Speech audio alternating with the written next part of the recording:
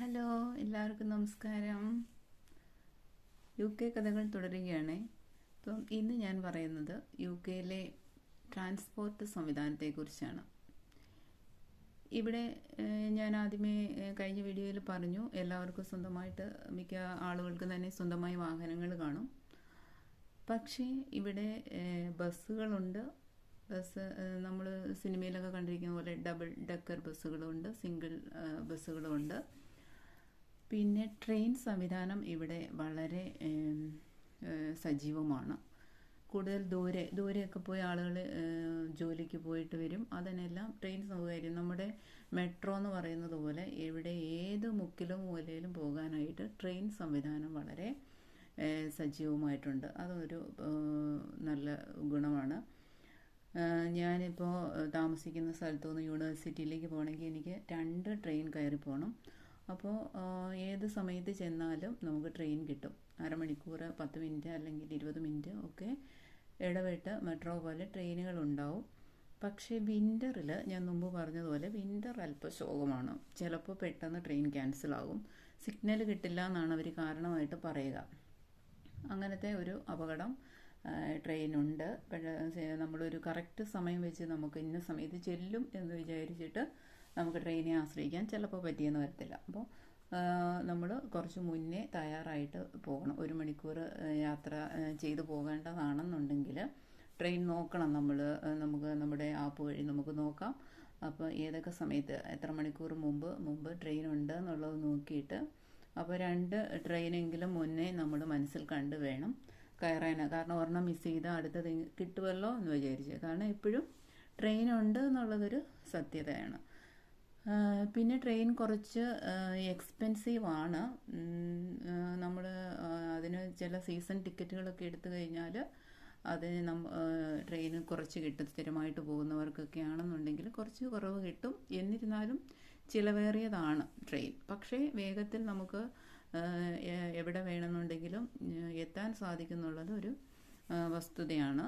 അതുപോലെ ഈ ബസ്സിൻ്റെ കാര്യവും, ബസ്സിനും 3 പൗണ്ടാണ് മിനിമം ചാർജ് എന്ന് പറയുന്നത്. 3 പൗണ്ട് എന്ന് പറഞ്ഞാൽ 300 രൂപയിലധികം വരും. പക്ഷേ ബസ്സിൽ കൂടുതലും വയസ്സായ ആളുകളെയാണ് നമുക്ക് കാണാൻ കഴിയുന്നത്. ചെറുപ്പക്കാരെല്ലാം സ്വന്തം വാഹനം ഓടിച്ച് യാത്ര ചെയ്യുന്നവരാണ്. പിന്നെ ബസ്സിനൊക്കെ പോയാൽ ഒരു കാര്യം, കറക്റ്റ് സമയമാണ് എല്ലാത്തിനും. ഇപ്പോൾ ട്രെയിനാണെങ്കിൽ പോലും നമുക്കൊന്നും അറിയില്ല എന്നുണ്ടെങ്കിലും ട്രെയിനിൻ്റെ പ്ലാറ്റ്ഫോമിൽ ചെന്ന് കറക്റ്റ് സമയം നോക്കി നിന്ന് കഴിഞ്ഞാൽ ഇന്ന നമ്പർ പ്ലാറ്റ്ഫോമിൽ ഇന്ന സമയത്താണ് ട്രെയിൻ എന്ന് മനസ്സിലാക്കിയാൽ ആ പ്ലാറ്റ്ഫോമിൽ ആ സമയം വന്നിരിക്കുന്നത് നമ്മൾ പ്രതീക്ഷിക്കുന്ന ആ ട്രെയിനായിരിക്കും.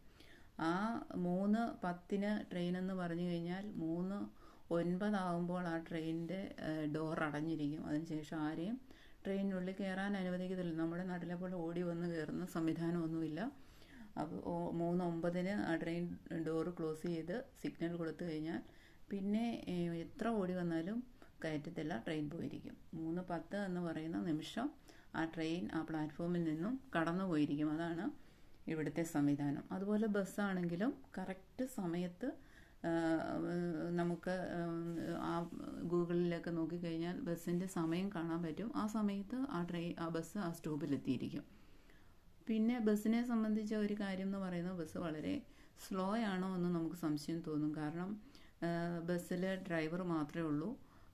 ചില സമയത്തൊക്കെ വീൽ ചെയറിലൊക്കെ വരുന്ന ആളുകൾ കാണും. അപ്പോൾ അവരെയൊക്കെ ഡ്രൈവർ സീറ്റിൽ നിന്ന് ഇറങ്ങി വന്ന് വീൽ ചെയർ കയറാനുള്ള സംവിധാനം പ്ലാറ്റ്ഫോം ഒരുക്കിയിട്ട് അവരെ കയറ്റി അകത്ത് സുരക്ഷിതമായി ഇരുത്തിയ ശേഷം അയാൾ വീണ്ടും ഡ്രൈവർ സീറ്റിൽ വന്നിരുന്ന് ബസ് ഓടിച്ചു പോകും. അങ്ങനെയാണ് ബസ്. അപ്പോൾ എല്ലാവർക്കും സുരക്ഷിതമാണ്. നമ്മൾ ഏതെങ്കിലും വഴിയിൽ നിന്ന് കൈ നീട്ടിയാൽ ബസ് നിർത്തത്തൊന്നുമില്ല. ബസ്സിൻ്റെ സ്റ്റോപ്പിൽ തന്നെ വന്ന് നിർത്തിയാൽ കൈ നീട്ടിയാലേ ബസ് നിർത്തത്തുള്ളൂ. പക്ഷേ നമുക്ക് വിശ്വസിക്കാം, ഏത് രാത്രിയിലും ബസ്സിൽ കയറാം. എല്ലാവരും വളരെ മാന്യമായിട്ടും വളരെ സത്യസന്ധമായിട്ടും ആണ് നമുക്ക് ബസ്സിൻ്റെ അനുഭവങ്ങൾ. വളരെ കൃത്യമായിട്ടും ബസ് ആ സമയത്ത് ഉണ്ടാവും. പക്ഷേ വളരെ സ്ലോ ആയിരിക്കും. സ്ലോ എന്ന് പറഞ്ഞാൽ ബസ്സിൻ്റെ 1 മണിക്കൂറാണ് നമുക്ക് എത്തേണ്ട ഡെസ്റ്റിനേഷൻ എങ്കിൽ ആ 1 മണിക്കൂർ കൊണ്ട് നമ്മൾ എത്തിയിരിക്കും. കാരണം നമ്മൾ കാറിന് ഒരു അരമണിക്കൂറിന് പോകേണ്ട സ്ഥലമാണെങ്കിൽ ബസ്സിന് 1 മണിക്കൂർ എടുക്കും എന്നുള്ളതാണ് ബസ്സിൻ്റെ ഒരു പ്രത്യേകത. അതുമാത്രമാണ് ഒരു പോരായ്മയായിട്ടുള്ളത്. ഇതാണ് ഇവിടുത്തെ ഒരു ട്രാൻസ്പോർട്ടിംഗ് സംവിധാനം. എല്ലാവരും വീഡിയോ സബ്സ്ക്രൈബ് ചെയ്യുക, ഷെയർ ചെയ്യുക, ലൈക്ക് ചെയ്യുക. Thank you for watching.